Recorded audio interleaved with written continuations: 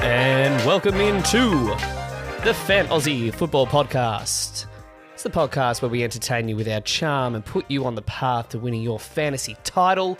I'm your host, Ben, joined, as always, by my two co-hosts, Keeney and Hod. How you travelling, boys?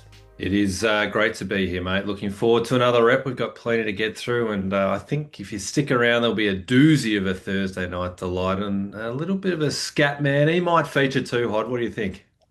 Ooh, that sounds delicious. We have to have a drop ready for that. But I didn't get my introduction from you, Keeney. Last week we got a My Man double, which was very, very funny to listen back to. But we are 3 weeks into the season, and let me tell you, the wins are flowing in for my fantasy teams, in particularly our co-managed league in the Australian Creator League. We're 3-0 and the trades are flying in for our stars.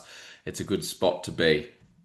And never in doubt the win we got in that league. I think it was like less than it was like 0.6 or something in the end. Sure was. But yeah, shout out to Snap Count Society for setting that up and all the work they're doing over there. Coming up on today's show, we've got our power rankings coming up and just a little sneaky early 2000 theme we'll get into in a moment. Week 3 reviews, week 4 starts of the week, our Thursday night delight. If you stuck around in last week's episode, you might have got some of our tips there and we'll recap how that one went. But that being said, I sort of hinted to it. Let's start with our power rankings. That's the power of love. That's the power of love. Sorry if I blew out anyone's eardrums on that drop there. I had the volume up just a fraction too high, but it probably got you up and about, even with your burst eardrums. So, Always.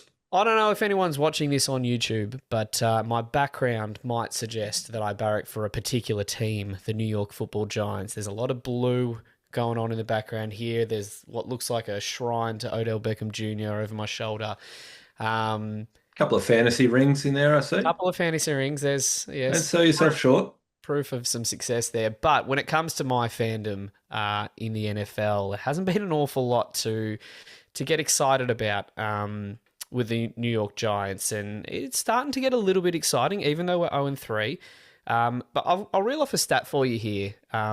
This is games played by quarterbacks at New York Giants facilities since Eli Manning got benched. Now, it was a very notorious time. He had the active game streak going, got benched for Geno Smith. Since that benching, he came back in. Then we drafted Daniel Jones, and we sort of know how that went. So Daniel Jones came in, played 10 games. Then Eli Manning came back in, played 2 games. Daniel Jones for another 13 games. Then Colt McCoy for a game. Daniel Jones for a game. Colt McCoy for a game. Daniel Jones for 13. Mike Glennon for 3. Jake Fromm for 1. Mike Glennon for 1. Jake Fromm for 1. Daniel Jones for 16. Davis Webb for 1. Daniel Jones for 5. Tyrod Taylor for 3. Daniel Jones for another 1. Tommy DeVito for 6. Tyrod for 2. Jones for 10, Tommy for 1, Drew Lock for 2, DeVito for 1, Drew Lock for 3, Russell Wilson for 3. And now, finally, we're getting a dart throw in Jackson Dart. Now that I'm out of breath just reeling off. So it's fair to say we've been unstable at the QB position in New York. And if you've tuned out already, I don't blame you. So I'll get it back on track here. We've got Jackson Dart announced as the starter in New York and Cam Scatterbo and Malik Neighbours. This exciting time right now, even if it hasn't translated on the field yet. And looking into this excitement, I happened to notice when these blokes were born, and it made me feel very old very quickly.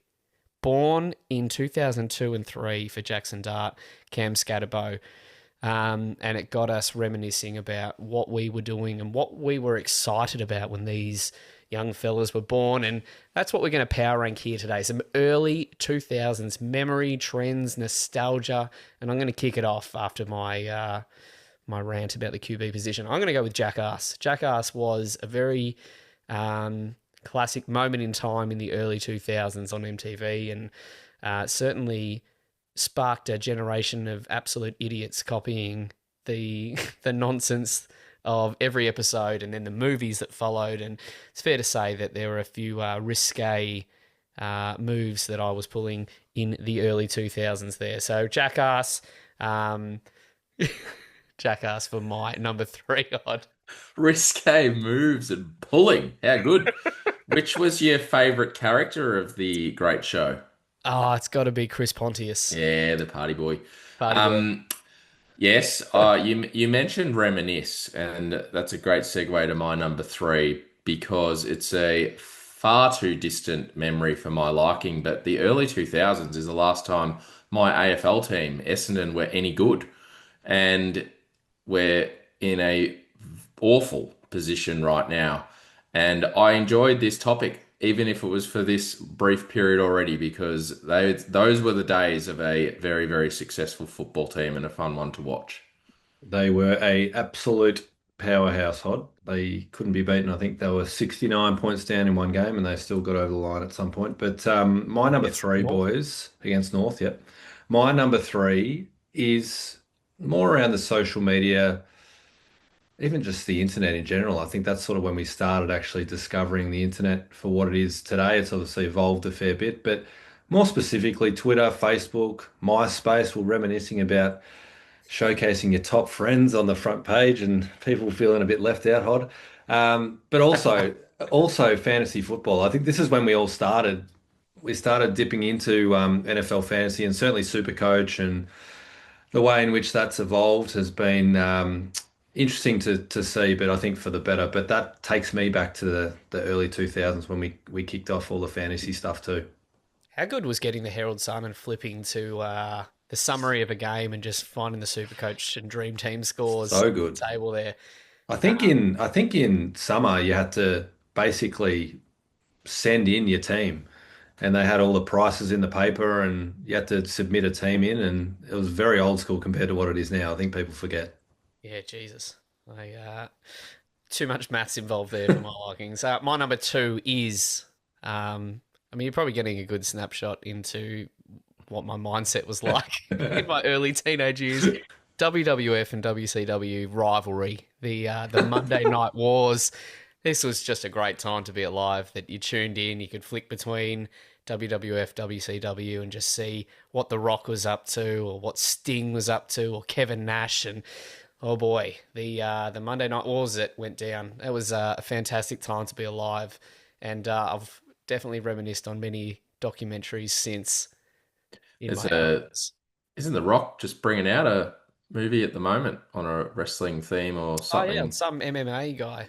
Yeah, but so now it all makes sense. Jackass, WWF, you pulled a hammy a way too many times in your footy career, and now we know why. It was too many stunts, It's too true. many wrestling moves back in the day. But this is couldn't be further opposite to what we're talking about here. But I feel like fashion, it always comes back. It comes back in swings and roundabouts. But the youngins these days are doing a horrible job bringing back the baggy jeans, the trucker hats. Even I've seen a few floating around. They went very well back in the day, but a big difference in what was good 25 years ago compared to now is the hairdo. It was rocking the tips and the color and the spikiness instead of these mullet looking wannabes things floating around. But that was a good time back then. The fashion and the hair.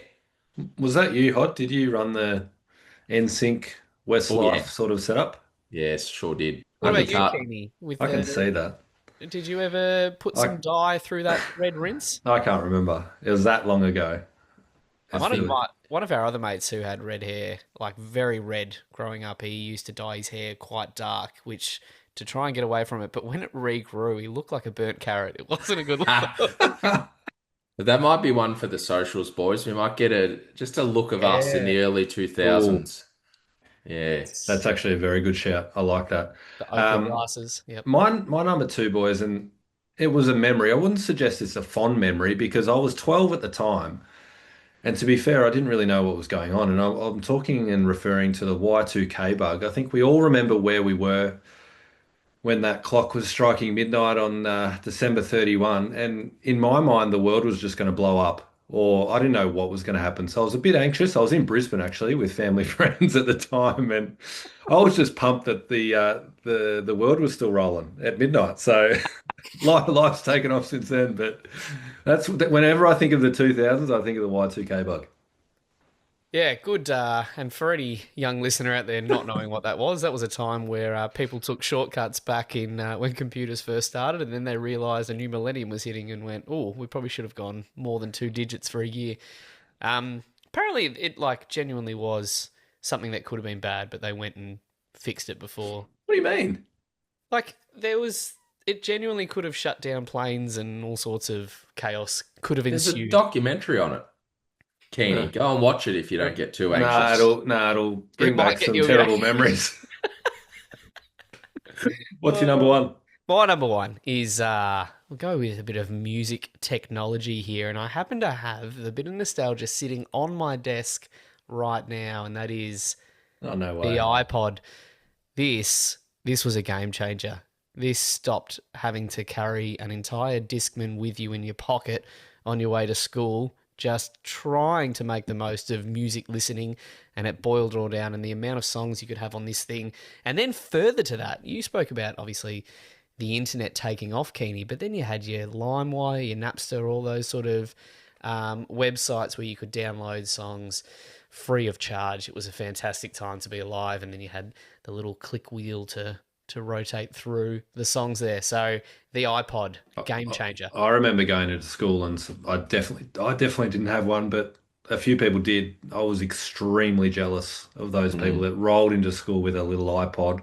Wasn't big, it wasn't little actually, it was a brick. Yeah, the first one's pretty big. But oh man, was I jealous. Oh, you're a cool cat with tipped hair and an iPod, let me tell you. But it's a good segue to my number one. It's the music scene. And I'm not shy about this. I think the music today is lacking just a little bit. But back then, let me just reel off a few stars that are still rampant today. But you have your 50 Cents, Mm. you have your Eminems, Jay-Z, pre-Looney Kanye. These are all mega Pre-Looney. stars that launched their careers at this time. Like we were blessed to have some ripper music playing on those iPods. And even Limp Bizkit came up Yeah. before. Few of the real early days, but Keep it was rolling. good. Rolling, baby. Oh yeah. Which speaking of, what was your first CD or tape purchased? I said mine earlier. Mine was a bit of Robbie Williams, but what was yours? Mine was it fits in beautifully with this category. Mine was Creed. I think mine was too. Was it? The Yeah, one I with actually the think it tree, was. had Yeah, the like a weird trees. tree on the front Yeah, with his face in it. it's a good album. What's a cracking album? Until I didn't realize they were a religious band, and then I listened back to it as an adult and went, "How did I not realize they were a religious band?"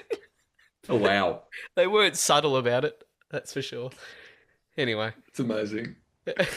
Oh dear. All right. Well, this has been a very good power ranking, I think. I think there's going to be plenty, hopefully on the socials, Fan mm, Aussie Football, Instagram or fanaussiefootball at gmail.com. Tune in, write in, let us know what you think. But my number one, boys, and it's just when I think of the 2000s, it's playing local footy. Ben, we played at the same local club. we did. And I think we both thought of a similar thing at the same time. And that for us was Sunday nights after you play your local footy on a Sunday. It was just a simpler time. I think there was no real phones. Everyone was chatting. Our parents were getting written off, to be fair. There was a sausage sizzle. People were kicking the footy outside. There was a small cheeseburger meal if you played well that day. Oh Yeah. yeah. And then at the end of it, most people left and our family stayed and kept drinking. And Big Brother would come on Hmm. and we'd sit down and watch Big Brother, which is another flashback. I think another little Big Brother's about to hit the airwaves in Australia soon, actually. But Mm. um, that just takes me back to the early 2000s when we're playing junior footy and those Sunday nights. I don't know how our parents went to work the next day, to be fair, because they gave it Yeah, a good shake. they certainly we'd be there till like Midnight. 10:30, 11 most Sundays. Some would go to midnight, and they weren't slowing down in their drinking, that's for sure. So No. yeah, to back it up on Monday, well played to them.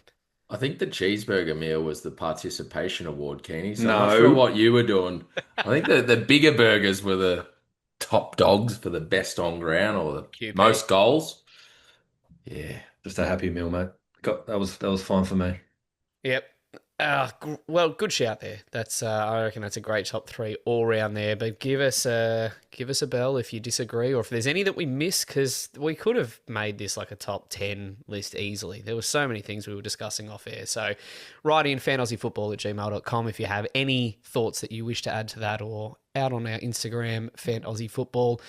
But also, shout out to, we also had someone reach out to us saying that one of the, or a few of the guys that we know, Franklin Football League is the league that we're in, and they started a super coach league, and they're currently ranked number one in the country. So, Whew. and then they sort of went one step further and said number one in the world, which I guess is technically accurate because no one outside of Australia is playing NFL super coach. But Wow. yeah, good shout out to them. So clearly they must be listening. I know a few of them are listening into this. So clearly you're getting your knowledge from a good source there. Let's move on to our week 3 reviews.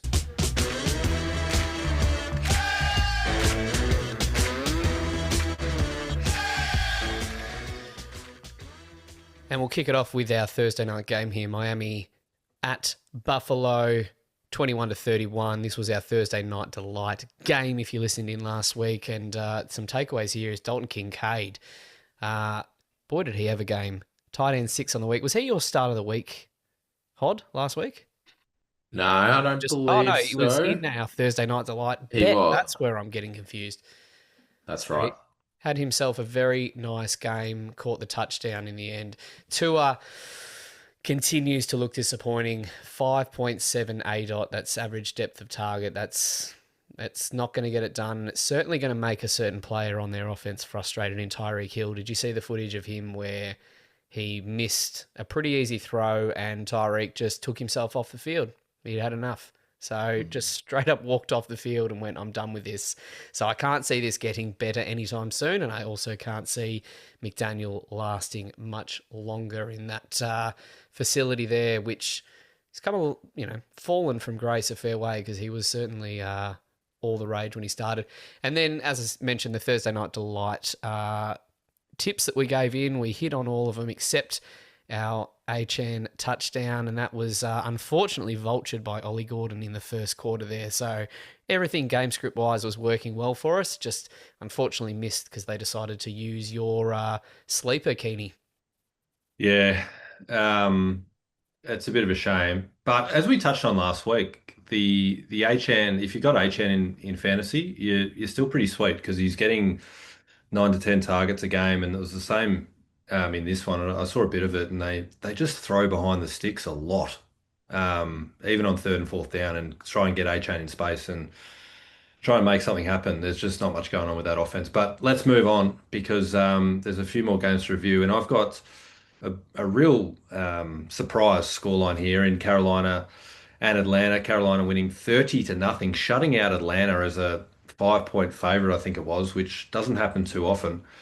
Atlanta actually had more yards than Carolina and lost 30-0. Do you know how many plays in the red zone Atlanta had in this game, boys? No. Any guesses? None. Correct. They never got to the 20-yard line in this game against Carolina. Wow.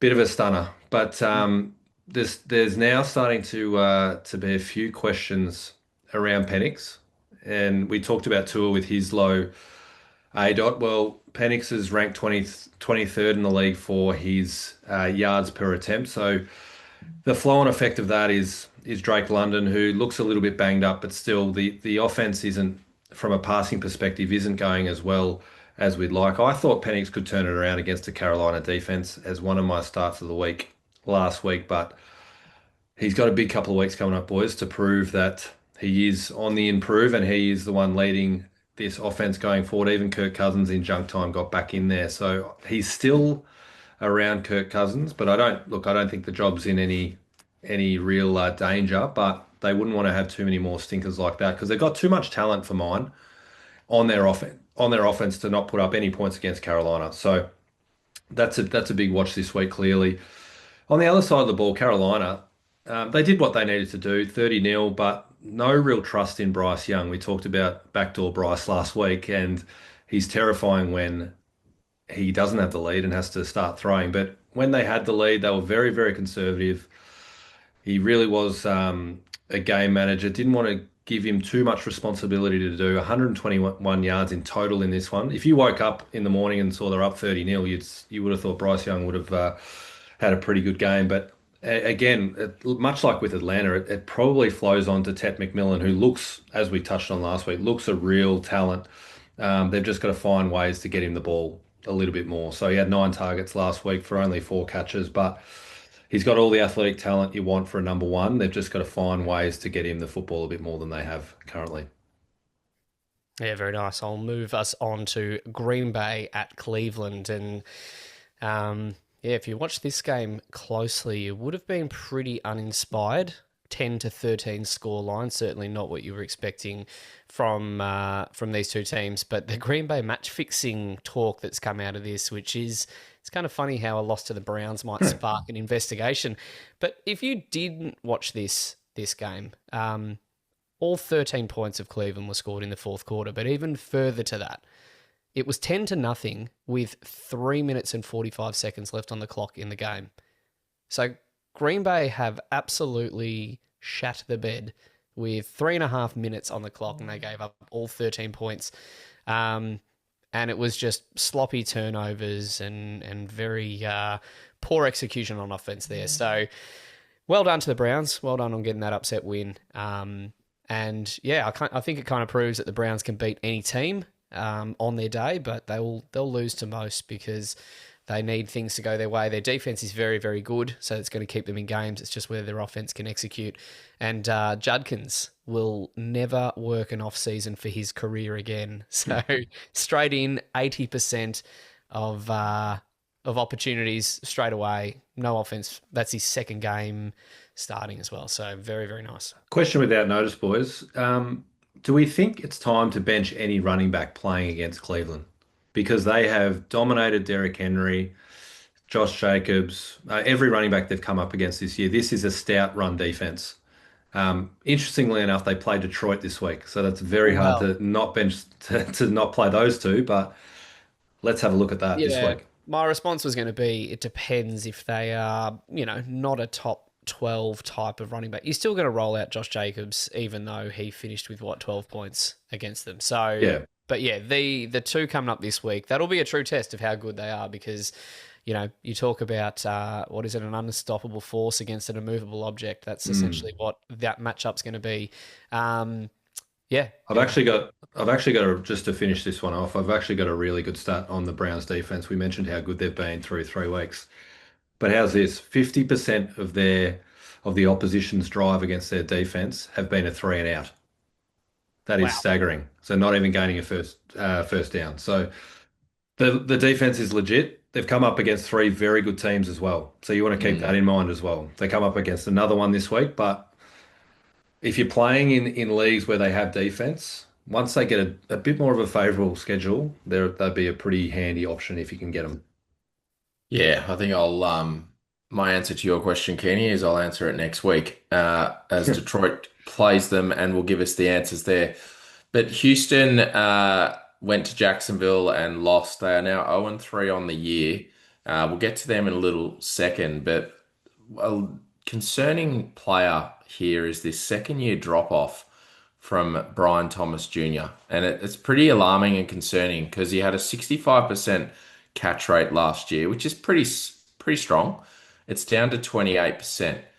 But I'm not sure. We've had the alarms of his drops this year and his behavior or attitude on the field as well has not been great. But I'm actually not sure it is completely his problem. It could be a Lawrence problem because his averages last year when Lawrence played the first 9 games was 4 catches, 66 yards and half a touchdown a game. Then Mac Jones came in and he was good for, Brian Thomas was good for 6 catches for 86 yards and 0.6 of a touchdown per game. So his splits are better with Mac Jones. And now with Lawrence, they've gone back down to even below than what they were last year. So it is one to watch. We've put Lawrence on the radar this year. And it's just definitely one to watch going forward with him. Speaking of concerning, CJ Stroud. Now, this is a fall from Mm. grace who came on strong in his rookie year and was heralded as the next great one, next Mahomes, blah, blah, blah. His last 2 years have been very concerning, in particular, his last 15 games. Now, any excuse I can get Anthony Richardson on the program, I will. But there is some stats flying around there now about the last 15 games because that is the sample size of Richardson's career.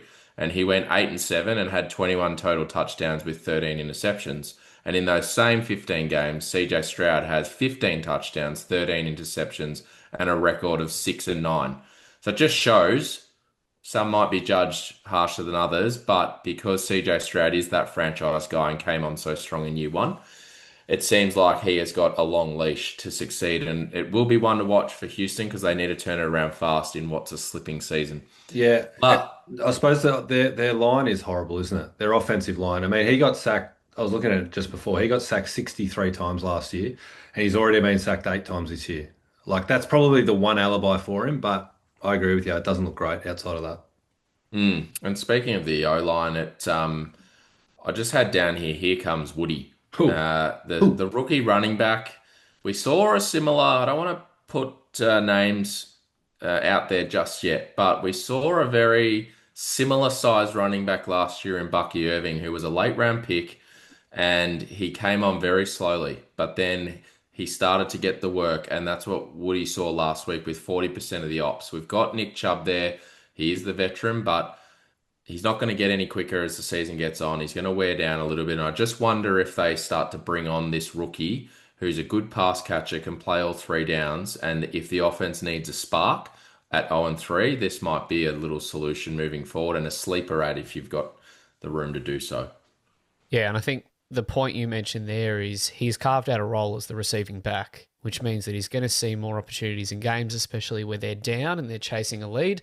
So I don't mind that as a little stash for now, and give him this. This will be the week if Chubb can't produce this coming week. Look to see old Woody just start to increase that snap count in carries as well as targets. Yeah, there's no doubt about Hot. He loves mentioning his Woody, but I suppose I don't mind the comp. I don't mind the comp. One thing I'll say is the Tampa Bay Bucks offense was pretty dynamic last year compared to what we're seeing out of Houston. So Yeah. I think he's a good stash, but not suggesting he's Bucky Irving just yet. But speaking of a good stash, and you were all over him in the preseason, Hod, Jordan Mason, the running back one, and he may just be here to stay. He looks like a legitimate running back one here in Minnesota. They smacked Cincinnati, the battle of the backups, with Jake Browning and Carson Wentz starting for his sixth team in 6 years. Is that right, Hod? hmm Um, so he was really good. But I mean, the Minnesota defense stepped up big time in this one. I think they took 2 interceptions back to the house. But Jordan Mason, as we said, looks really good. What you like to see with him is he had 70 of his yards before contact. So you love to see that he's utilizing the offensive line and actually finding the gaps and taking off. Well, it wasn't the Minnesota defense. It was one player who took them both back. It was He did. Isaiah Rodgers, and I know him from Colts time. But he will be getting a drug test this week, no doubt.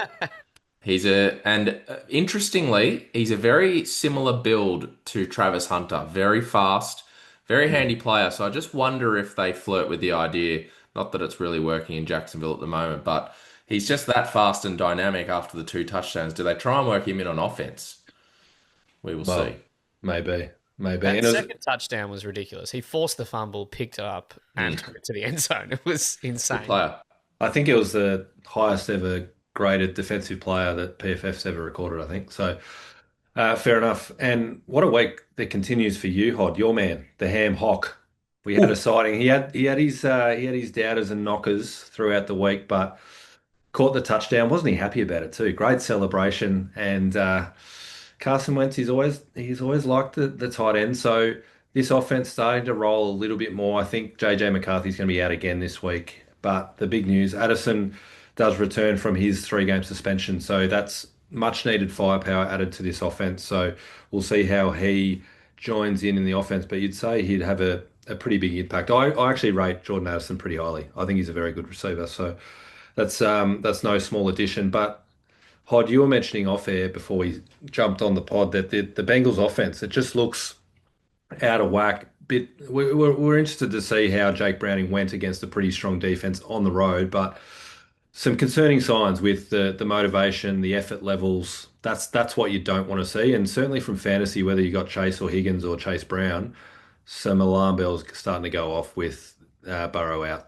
Yeah, for sure. And it's in particular it was Jamar Chase, and it is that demeanor that we keep referencing on the field. He is their leader, he's their best player, and when he's not getting the ball and they're not blocking for anyone else with the ball, in particularly this man that I'm about to talk about, who might be just one of the most impacted by the Burrow injury because Chase Brown, the running back for the Bengals, is facing 48% of eight-man boxes this season compared to last season where he only faced 26%.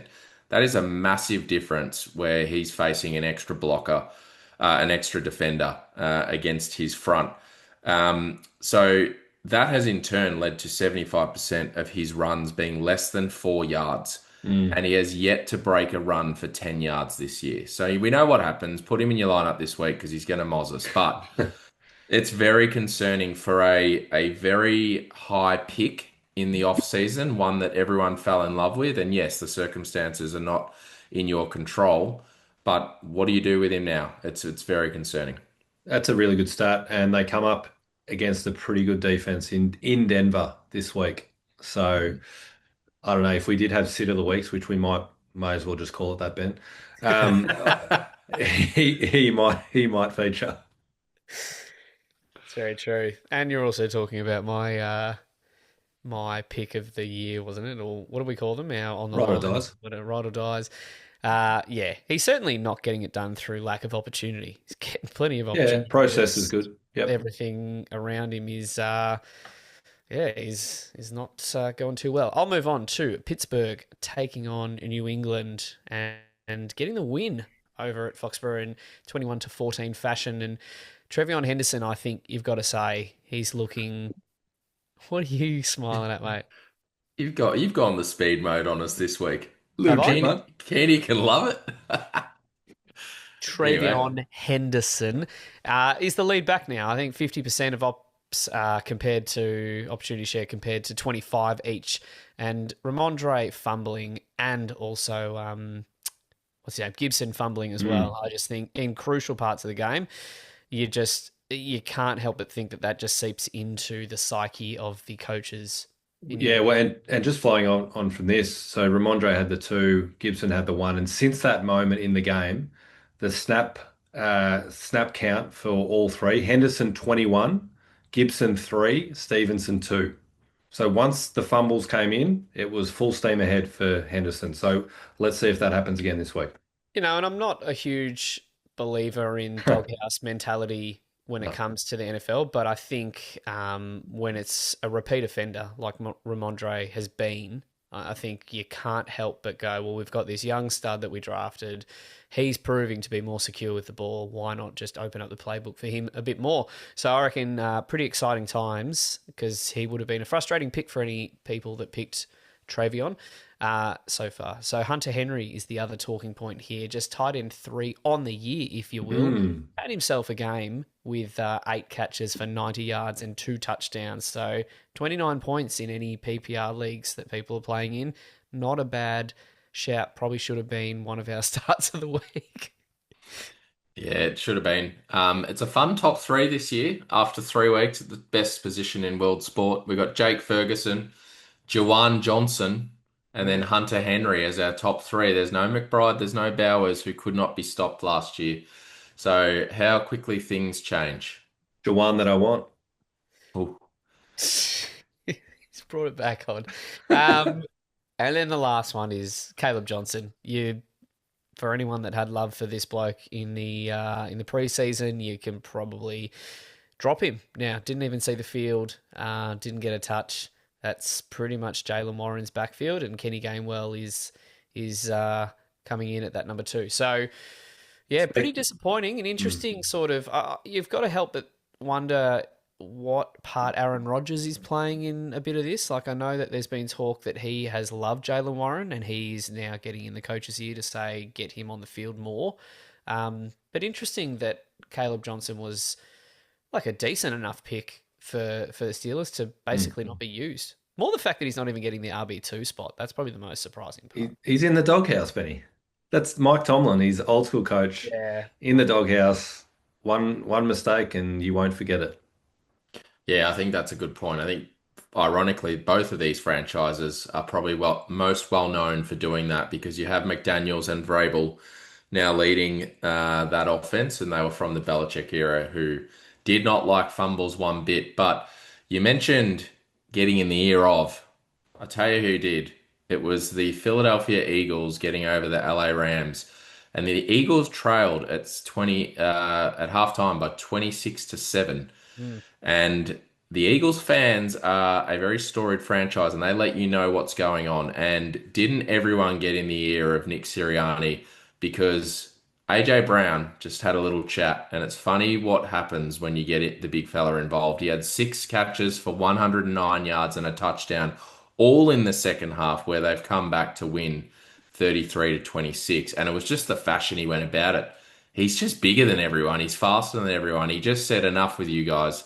Let's go. And he put the team on his back, and they came back for a great win against a very good team in the LA Rams. Now, we've mentioned it a few times in the offseason. We were pretty high on both Puka and Devontae Adams, and they are both top 6 target percentage in the NFL, which just shows that Matthew Stafford, he still slings it, and he can definitely support both, even if it's around the 70% of all of his throws to those two players. And it's one of the all-time bad gambling beats. This game was with Philly coming back in such a deficit to take over the Rams by the final siren. Mate, you've undersold it. The Well, Rams were 3.5 point underdogs. They were kicking a field goal down one, and they've blocked it, and a big 500-pound lineman has run it back into the end zone for no reason to score a touchdown for the win and cover. It was, if you had plus 3.5 Rams, you'd be heading somewhere into the west.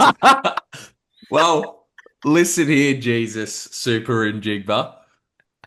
When you throw in a note at the last minute, perhaps come in and just steal the show. There's a fun fact for you. I just did. Yeah, good. Yeah, Glad. good. Move on. Let's move on because I haven't moved on from that, clearly.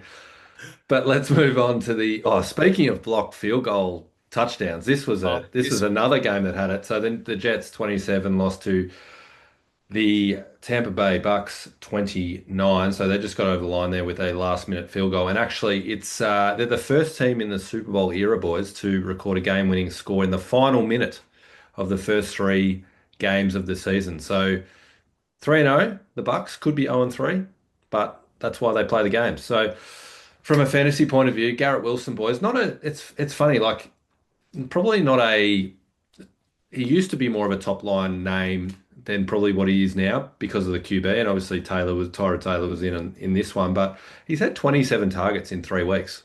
So he is their only legitimate receiver on the team, and from a volume point of view, he's scored 2 touchdowns. So fantasy-wise, he's going really well, and the target share numbers are very high, 36% behind only Puka and Christian McCaffrey. So starting him with confidence, even though it doesn't feel great, I reckon, with their offensive situation, the volume's good enough that he's a starter each and every week. The other piece of news from this one, which is big for fantasy, Ben, is Mike Evans. It's the yearly hamstring that he gets probably around this time of year, most years. So this is a 3 to 4 week hamstring they've reported, but Igbuka just probably steps in and now Godwin returns, which is helpful. Now they're both similar types of players, but I think they'll be happy to get Godwin back. It'd be interesting to see how they use Godwin with Igbuka because he started so well. He just makes great plays every single week. So we'll continue to watch that. But boys, I think the biggest, before you jump in, Ben, the biggest moment of this game, and I touched on it earlier, I'm not sure if you're watching, but the Jets were down by 6 and blocked a field goal and ran it back to the house. And Aaron Glenn dancing along the sidelines, and the internet has gone and done It's its thing and fantastic. synced every single Earth, Wind and Fire song to his dance. And I just think that we need to sync the Fan Aussie podcast theme song to that dance as well because it'll come up a treat. Yeah, I might get our media team onto that one Please for you, do. Keeney. Please do. You mentioned the Bucks being up by 6.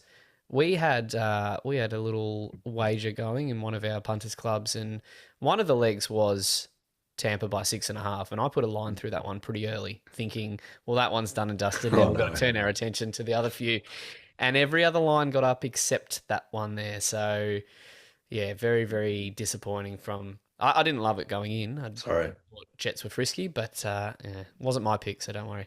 Uh, all right, Hod, sorry, you're up for the next game. Speaking of frisky, Whew. boys, the Indianapolis Colts 41 over the Tennessee Titans 20. And you mentioned Earth, Wind, and Fire. This man is all of that. JT is back to his best, and he is the RB1 on the season. But let's forget about seasons. Let's put him in the Hall of Fame already because just quietly, he's sitting at number 5 all time behind the great Jim Brown, Barry Sanders, Terrell Davis, and Eric Dickerson Some good with names. 90.7 yards per game. And he's just been a little bit forgotten about the last 2 years since his elite year 3 years ago when he led the league in everything. He's had a couple of ankle injuries the last 2 years that have slowed him down, but when he is up and running behind this offensive line, it is a fun sight to see. His 60-yard touchdown run against the Titans on the weekend broke. It was not beast mode like a level, but it was very similar. There was a lot of juking, a lot of breaking tackles. It was pretty fun one to watch and just broke the game wide open. Speaking of running backs, though, um, we've got Brian Callahan actually handing over the play calling duties to their quarterback coach now. So they need a spark, which just begs me to ask the question, how do we feel about Tony Pollard rest of season? He's currently sitting as RB26, so he's serviceable. But it's on an offense that lacks a bit at the moment, but might get better with this change. He's having 91% of the snaps and 90% of the ops. So you talk about target share or opportunity percentage. It doesn't get any better than this. But are we buying into this? Do you want him on your teams for the rest of the season?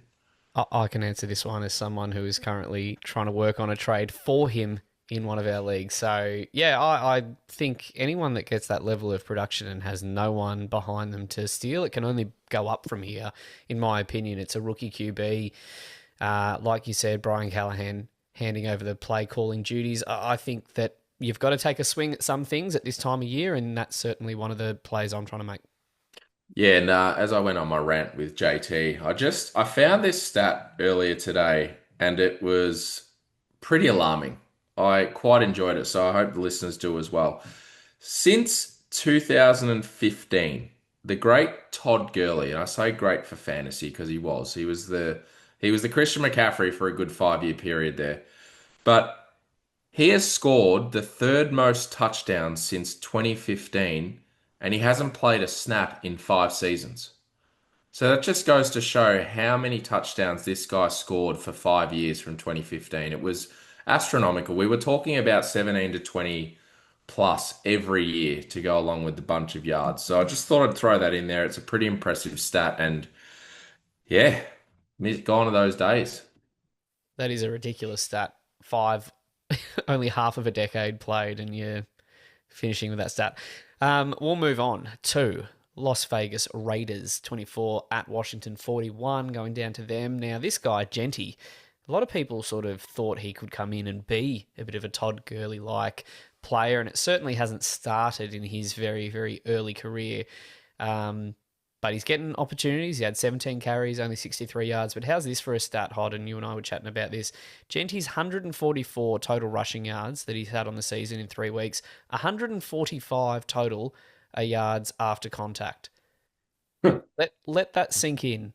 That just highlights how bad that offensive line is. And for a guy that is uber talented, I think we could be seeing a similar sort of career arc to Saquon Barkley. And I know we don't like to do player comps too early, but Saquon came in as an ultra talented draft pick against, and had a very poor offensive line, and Giants never seemed to address that in his entire time there. He moves on to a talented offensive line, and lo and behold, is the best player in fantasy. So that's a long way off, but in terms of this guy's career, it's really about this year, isn't it? And do you think he's going to be able to turn it around this season? Question without notice for the two of you. Well, how good are week-to-week reactions? Because last week he was Trent Richardson, and this week he's Saquon Barkley. So I love it. True. I love it. That's true. It was always a little query with him and any running back, to be fair, on an offense that aren't super efficient and their offensive line aren't great. And I don't know if that's going to change anytime soon. I think he's shown enough sort of in the open field and making guys miss and everything he sort of did in college. I think we've seen enough of that, but it is a concern that he just doesn't have much room to run. Yeah, I tend to agree. I think you stick by him. You invested quite heavily in. It's only going to go up from here, and you just trust that that offensive line can improve a little bit for his talent to shine through. The talent between Trent Richardson and Saquon. That's not bad, Ben.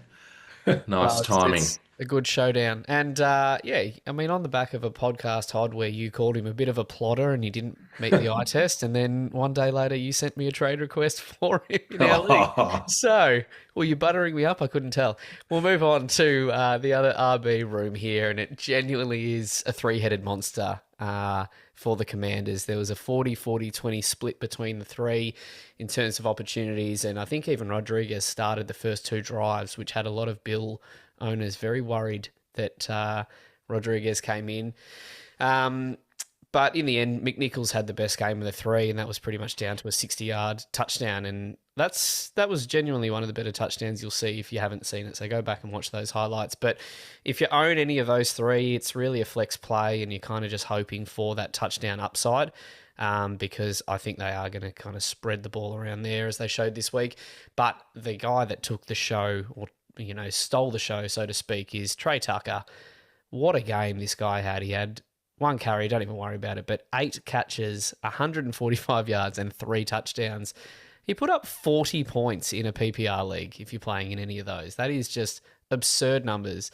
And he did it off 8 catches, so he's not far off the 40 mark in half-point PPR, which is the most common format. But he certainly was a waiver wire pick up this week. I didn't even check what his percentage ownership went up by, but I would dare to say it would have jumped through the roof. A little bit of junkie time in this one, so we're calling him Tin-Ass Trey Tucker, but he still had to do it, so it was good. He's up to 67% ownership, so for a guy that was available in just about every league, that's a fair. He's fair fast. jump. He's fast. Yeah, and I'm sure this one will play out, and that might be some waiver wire money gone down the drain as it does most weeks. But this game here, Denver lost by 3 to the LA Chargers in LA, but I feel like this is a little bit of a divisional rivalry that's going to heat up because these are two young teams that are up and coming. And I'll just look back at our podcast bets from earlier in the year, and Ben, you're the only one that had a taste of them. The Chargers there, and they're looking pretty good. But this division, mark my words, will go down to the wire. Kansas City's not done just yet, but it's going to be a 3-horse race and a really exciting finish. Speaking of exciting, Amari and Hampton. Now, we put the rookies on the radar. We did say to stick by them because it will turn around, and it's already turned around. Unfortunately, with the unfortunate news of Najee Harris tearing his Achilles, that was pretty hard to watch for a veteran there. That I just read today, he had a lot of incentives based in that contract that he signed and loses all of it. So he's unfortunately, gone down with one of the worst injuries there. But for the Hampton owners, this might be just what lights his fire, and the passing work that he got in the second half of this game is encouraging. So if he can put both the rushing and the passing together, this is your league winner right here in an offense that is going to be pretty exciting down the track.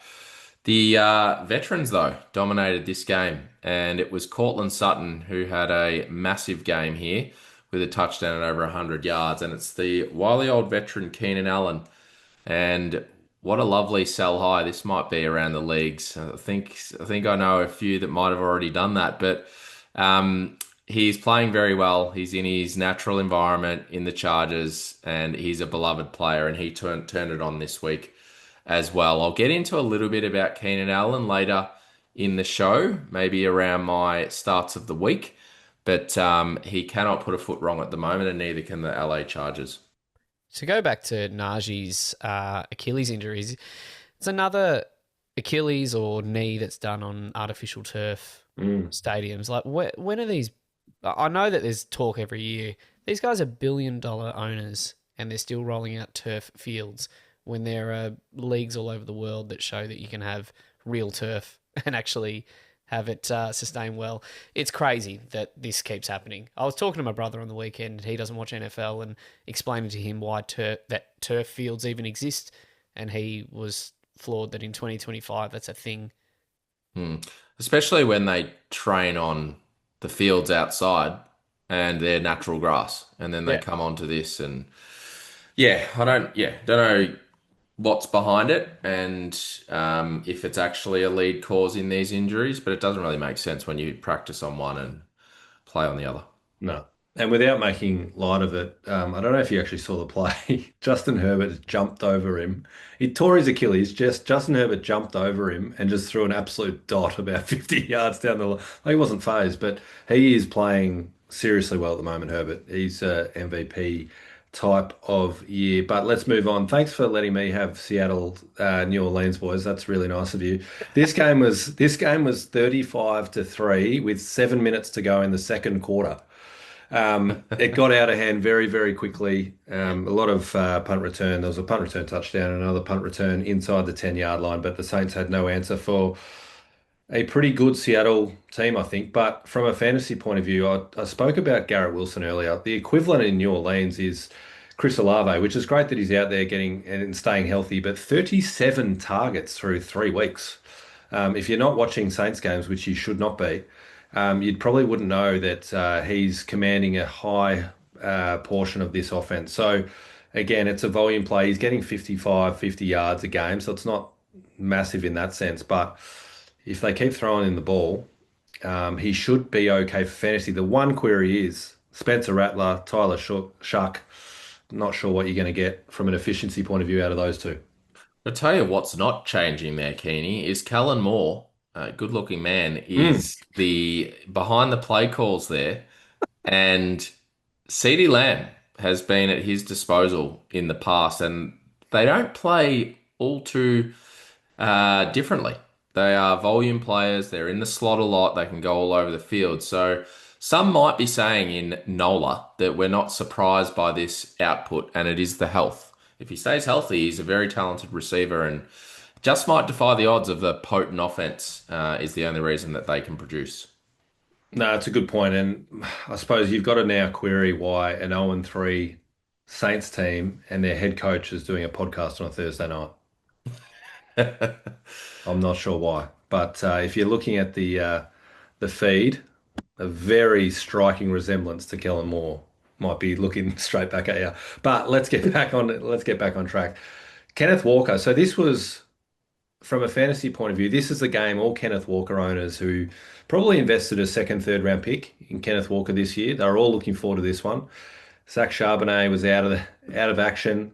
Um, and to be fair, he got saved by two touchdowns. Only had 36 yards on 16 carries or something like that. But the two touchdowns saved him, but super inefficient. And ended up getting all the starters ended up getting benched in the second half, basically, because they're up by so much. So thankfully he had the two touchdowns, but otherwise it would have been very frustrating. And we await to see if Charbonnet comes back into the lineup this week. I think it's very clear that they do rate him quite highly, Charbonnet, and want him to be a part of their rushing offense. So we'll wait and see how this week plays out. But that's enough of that game. Thanks, boys.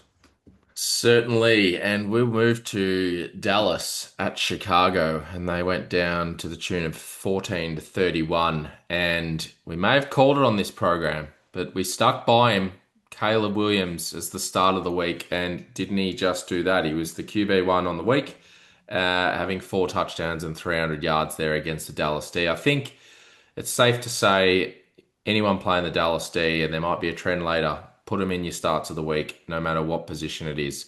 But he did look very good. It just might be that game that he just needed to get things going against a lesser defense, and this might be off to the races for the Bears and this young group on offense. But it was disappointing in what might have been a shootout.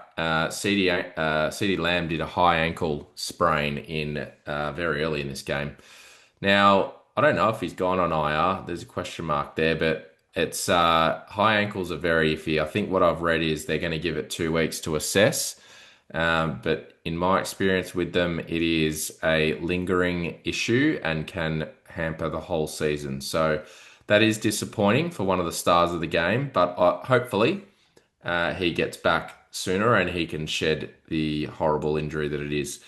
But someone who did pop up for this game was Luther Burden, boys. It's the first sighting. Welcome. It's been the Rome show so far. DJ Moore's there and he'll do his part, but it was Luther Burden that came on in this game pretty strongly. And are you buying it?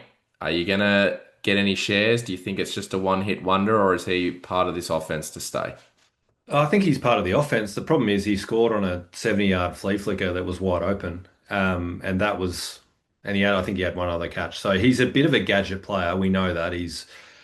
He reminds me a little bit of Percy Harvin on a very lesser scale. But he's not going to get high volume. So you're going to be hoping that he scores or hoping that he has a big chunk play. Otherwise, it could be feast or famine. Yeah, he's more of a Dynasty League player people will be happy about, or a DFS play for me. I don't think you could have the confidence to start him any week. Best ball. Best ball. Yeah, definitely. Mm-hmm. Keeney. Keeney, you're You're up. up, mate. Beautiful. Well, let's move on to Arizona San Fran. Another cracking game that was that actually finished at the wire.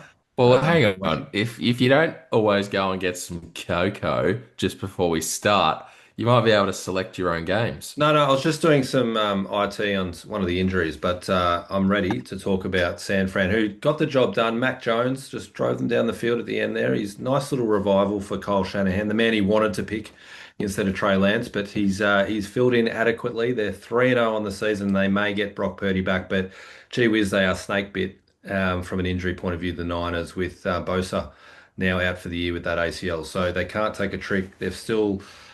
I think they're still without Kittle, Ayuk, Juwan Jennings. They've got just a list of players. And now I think Pearsall, from a fantasy point of view, didn't practice this week either. So that's a watch this space for him as well. How's this? I read today that was fine. Okay. Pearsall, yeah, he said I wouldn't even worry about it. But how is the off season? What was the word? Nervousness, I'd say, about Christian McCaffrey.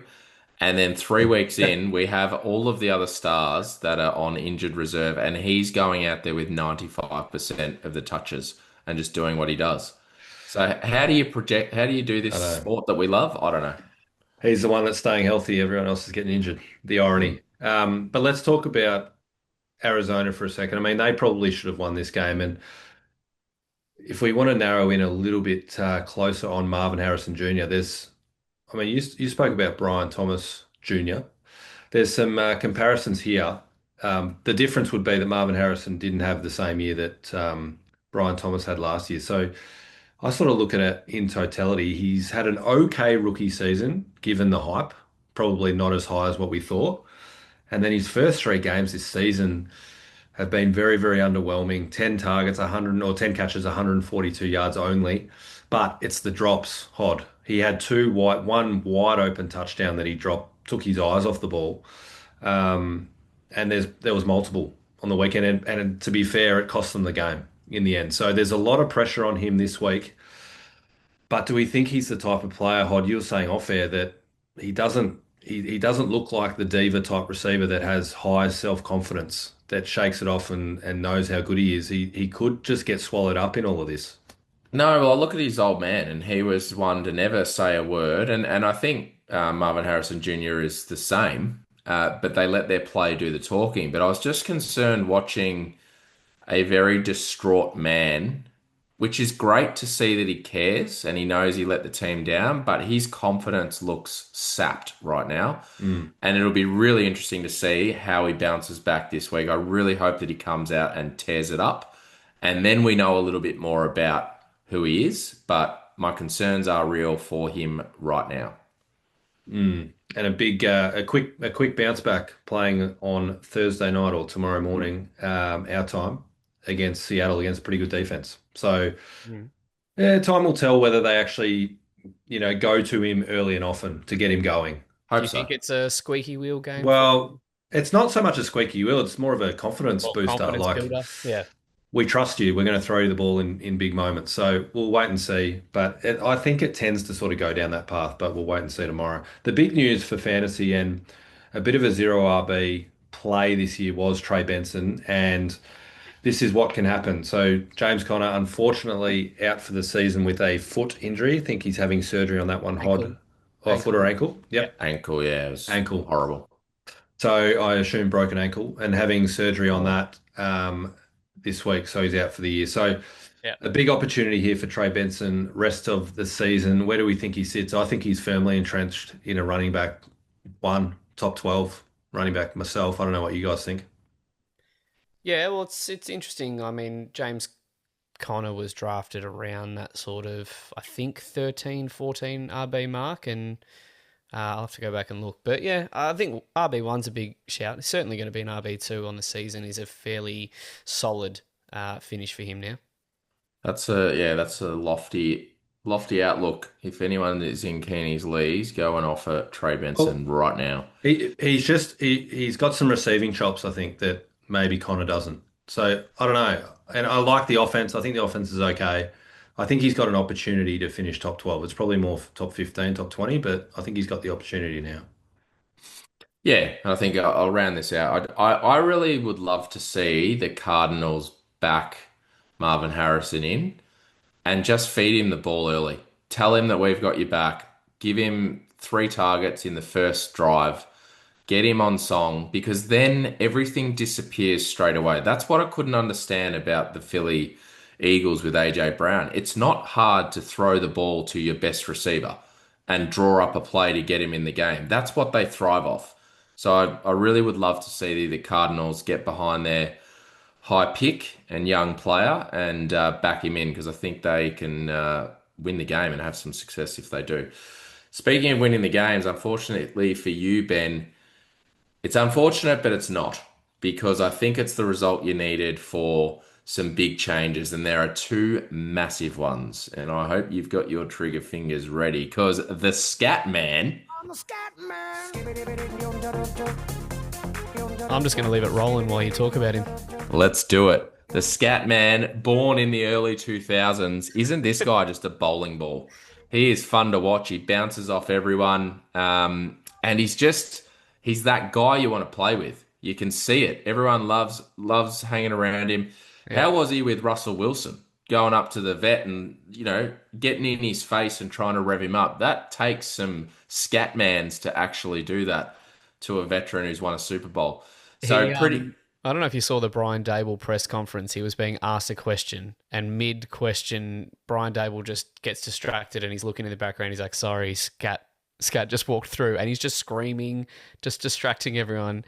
I saw him described as a crayon eater, which I thought was a pretty good description of him. I love that. A crayon eater. I wonder if he's eating crayons at the Darty party because this is where it all starts.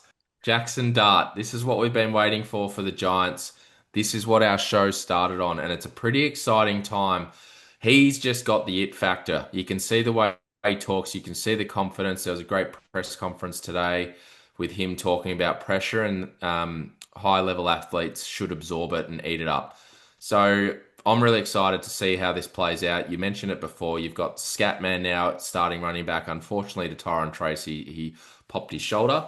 So he will be back throughout the year, but I think it's now the Scatman's job to lose. And then you have also the elite star in Malik Neighbors. So that is a lovely trio to build this offense around. And we'll cross to the Chiefs now, who did win the game. We can't just ignore that. They got back on track.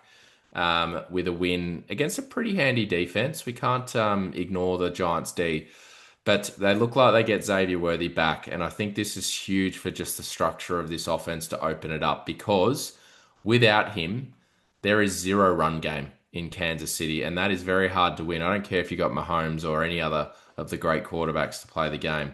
It's very hard to win without a run game. And I've mentioned earlier, just with some stashes with the Woody man, but just another one here as well, Brashard Smith. I know you've got him in a couple of lineups, Keeney, or teams, but I think this is another one just to stash there on your bench if you have a spot or someone's gone on IR recently because they need a lift here. The running game's not doing it. Mahomes is leading all rushes. Kareem Hunt's solid, but he's more for your goal line. He's not going to turn anything upside down. And Isaiah Pacheco just, I don't know. I don't know how you boys feel, but he doesn't really do much for me. And I just think there's a chance here that they just go, let's just give this young kid a go, and he might just pop up and be the spark that this offense needs to turn around the year. Yep. Yep. I'm not high on Pacheco, that's for sure. So why not? And this kid's the third fastest running back at the combine. So that's his go. He's got speed. He's got speed and power. So it might give him a different element to look at.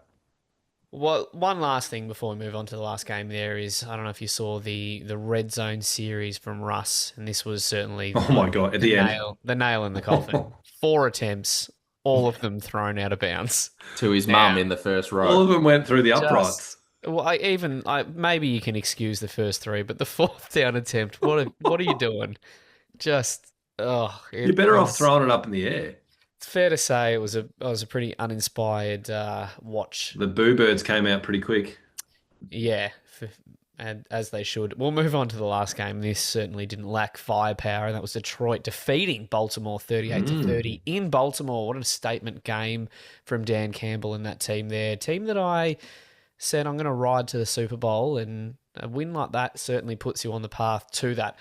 And boy, did Hutchinson look good in that game. But so did this bloke on Baltimore's side, and that's Mandrews.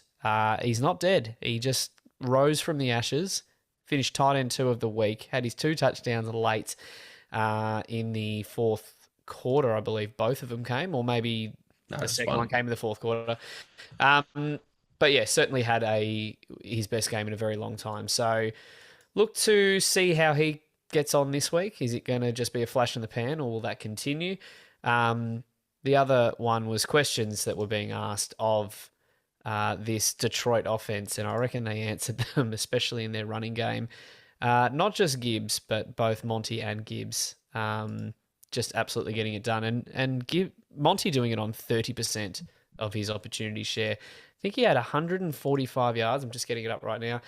151 yards, off 12 carries and 13 through the air. So 2 touchdowns just to also ram it home. So yeah, very, very nicely done. And Monty as a bit of a late round steal. And the wonder was, is he going to have value now that Ben Johnson's gone? And he certainly will, because he certainly can be that sort of change up of pace for that offense. And the last one here is just Baltimore's defense and how poor they've been to start the season. So they've given up, 41 points, 17 against Cleveland, and then they've gone another 38 points given up. So they're currently ranked in the bottom sort of 4 for every position rank except wide receiver, where they're 20th. Not a great start to the year, and something that they pride themselves on is that staunch defense. So they've got quite a bit to turn around there. Certainly do. It's not what we're accustomed to seeing with the Ravens. But boys, I'm excited for this. This is what people stick around for. They've got lineup decisions, who we're starting or sitting for the week.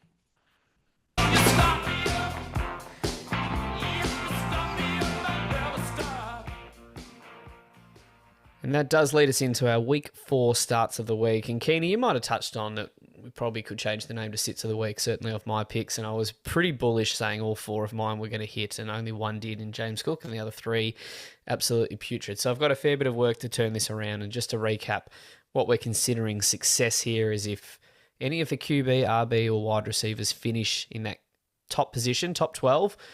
For tight ends, we're going to be a little bit tighter and say top 6, just because of how much talent there isn't lacking Oh, in that dear. position from a fantasy point of view. And I'll kick it off here with Justin Herbert as my QB start of the week. And you spoke about Hod. He's on track for a bit of an MVP caliber season.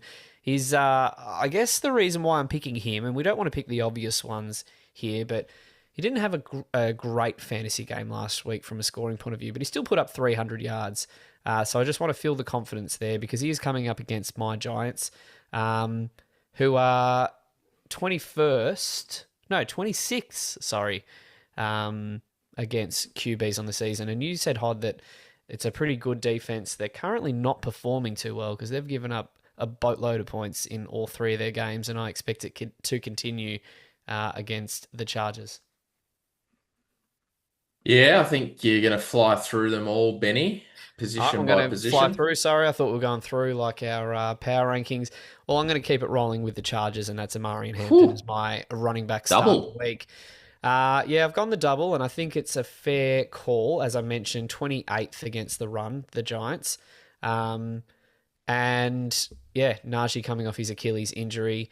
Amari and Hampton had 19 carries, 70 yards, and a touchdown last week, and I expect that to rise a bit more. And then my wide receiver start of the week, Jesus, Super, and Jigba, JSN for the Seattle Seahawks. He's going to get it done, I think, tomorrow in that Thursday night game. And just stick around for our Thursday night delight. He might feature in that little multi there. So he finished wide receiver 8 last week, guys, which was a really good finish. That's on 49% of game time. It's because Seattle were in such a good position. They were able to bench all their players with about a quarter and a half to go. So not only that is he having a career best year so far, but his career best games have come against the Cardinals, where he's caught a touchdown against them. I think he caught a touchdown in both games against the Cards last year. So let's look to see that trend continue. JSN to get it done. And then for the tight end position, Dalton Kincaid, I reckon he's going to keep it rolling this week. He had a fantastic week, finished tight end 6 last week, which was right in range. He's coming up against the Saints, who are 20th against tight ends. And he's coming off back-to-back 6 target games. So I look to see, or expect to see that usage continue. And he's finished tight end 4 in his first week as well. So it's not a one-off week for him. I reckon he can have that top 5 finish. Yeah, he's becoming the tight end where he was drafted. It was a high capital pick by the Bills 3 years ago, and he had a good rookie year and then a really disappointing sophomore season. So looking to put it together, Kincaid is. I'm going to go, and I'm coming off a bit better of a week for the starts here. I think 2.5 out of 4, I'll give it. But quarterback, I'm going to go with Jordan Love for the Green Bay Packers, the Cheeseheads. He's quarterback 20 on the season. So hasn't started too well, but he's returning home after 2 away games and a real poor outing, putting up 10 points against the Browns. I know they've got a good D, but they were a heavy favourite. One of the heaviest favourites in the last couple of seasons by the bookies. So look for Jordan Love to bounce back here. And my running back start of the week is Chuba Hubbard, who is RB11 on the season. And the New England defense, who he's playing this week, is giving up 18 points per game to the starting running back. So Chuba is getting the high usage we like to see, 70% of the ops, and he is yet to rush for a touchdown this year. So he's had a couple through the air, but he is chomping at the bit to get across the line as the RB, and I think he gets his first this week. Now, I love that you had Justin Herbert as your start of the week, Ben, because I've got Lad McConkey here, who is off to a slow start. Wide receiver 41 on the season so far for a bloke who finished wide receiver 12 last year. But I mentioned it earlier, Allen had a big game on the weekend, but I think this might be a Lad McConkey game because I feel it's going to be positive game script, which Ben touched on, which equals more two wide receiver sets. Now, the thing that's been so far is Keenan Allen is predominantly playing in three wide receiver sets. So if there's only two wide receivers on the field, that's when he's off it. And look for Ladd to shine here. He's still getting 7 targets a week. And this week, I think the targets will be of higher quality with a potential touchdown for the young star receiver for the Chargers. And this is where I like to employ my stack strategy for my starts of the week. I had Jordan Love, and I've got his number one tight end or number one option here in Tucker Craft. But yeah, there's a theme in my starts of the week. Stack them up. We try and pick some of the lower ranked players. We're not just going to come out with stars that you know you're going to start them anyway. But it's more the lower ranked players that you're tossing up to start or not. But my angle here is you might start Tucker Craft in a flex position over another wide receiver or running back. So my simple equation is Jordan Love is my start of the week at QB. So I'm going with the number one target for the Cheeseheads. It's a real Ricky Bobby approach from you, Hod, there. If you're not first, you're last. He Yeah. loves it. No, very, very good from both of you. I'm feeling very confident about this week, boys. I think we're going to absolutely nail it. And which will be me as well. I'll include myself in that. But QB, we're going. Hasn't had a great start to the year. There's a bit of a theme, but I think this is the time. It's a real clutch game. They got the win on the board. Patty Mahomes. I'm going. It's funny how we sort of say he's not like a lock and loaded top 12 QB anymore because their offense just isn't what it used to be. But I think you touched on it in the preview or the review. Xavier Worthy, I think, will be a big addition to this offense. And the reality is they're playing a Baltimore defense that isn't what you typically think of when you think of the Baltimore defense. Buffalo put up 41 points against them. Cleveland are battle on offense, but they still put up over 300 yards against them. And then Detroit put up 38 against them. So the reality is if the Chiefs want to hang with Baltimore, who have a very explosive offense themselves, they're going to have to put up points. So, and I think they can. At home, as underdogs, I like Patty Mahomes in this spot with some weapons back. It's a high total, 48.5. Lock him in. He's a top 12 quarterback this week. At running back, I've got Josh Jacobs in Jerry World against Dallas. PFF ranked them as the 31st run defense. I think he gets all the opportunities. He gets a really good look at a very high rush yardage total, but also the ability to score a touchdown in this one. I think Green Bay will want to bounce back off the back of that performance offensively last week. Hod, you think the fix was in, but we'll see if the fix is in against Dallas this week. So they've traditionally played Dallas very well in Dallas as well. So I just like the game script there for Josh Jacobs. Think he'll get a ton of work. At wide receiver, I'm going with the rookie Ibuka with Tampa Bay. I think the Mike Evans injury, I think there may have been a changing of the guard here anyway. Like I still think Mike Evans is a star, but they are going to this guy in big pivotal moments time and time again in the first 3 weeks. And with him out, I just think he could have double-digit targets against Philly at home. And I don't know if Philly's defense is really that strong, to be honest. I don't think it's as strong as people may think. So I like him as a top 12 wide receiver this week. And then at tight end, I think you both mentioned it's so flat this year, boys. It is. We went through the top three earlier on in the pod, but there's just none of the big names are up there. But I am going with one of the bigger names, and that is Brock Bowers. I think he's had a couple of quieter weeks with that knee injury. Hod, you mentioned before offline that he practiced in full today, which is very, very positive for him. I think it's a massive game at home against Chicago. Both teams are 1-2. In big games, you get your big players involved. I think Brock Bowers has a big game this week against a Chicago defense that also is not very strong. So lock those four in, boys. Let's see if we can nail it a bit more than we have this week. Love it. Love it. Looking to go 12 for 12 there, but also looking to get some momentum going in our next segment here. A bit of Thursday night delight. Rockets in flight. Thursday night. Delight. He does it live. It's amazing. He's multi-talented, this man. All right, so we've each gone with a line that we like here for our little multi-bet. Trying to look for some value in our Thursday night game, but more importantly, just trying to make the viewing of a Thursday night game extra enjoyable. So, Hod, why don't you kick us off with your first one? Good game. It is a good game. I love a good divisional tussle. But we're going to go with one of the stars at the best position in world sport, despite what these men slag off about it. It's Trey McBride. We're going to go over 64 and a half yards. Seattle are, was it number 32 against tight ends this year? It's a big green color on your sleeper app. So plug him in, and I think you'll get involved early and often for an over. That's a nice start there, Hod. I'm going to go with our second leg, and that is Kyler Murray here over the 27 and a half rushing yards. He's eclipsed 30 yards in all three games this year. And one thing I really do like is when there's a big game at hand, the QB can take matters into his own hands, and in this case, his own legs. We know Kyler can run it.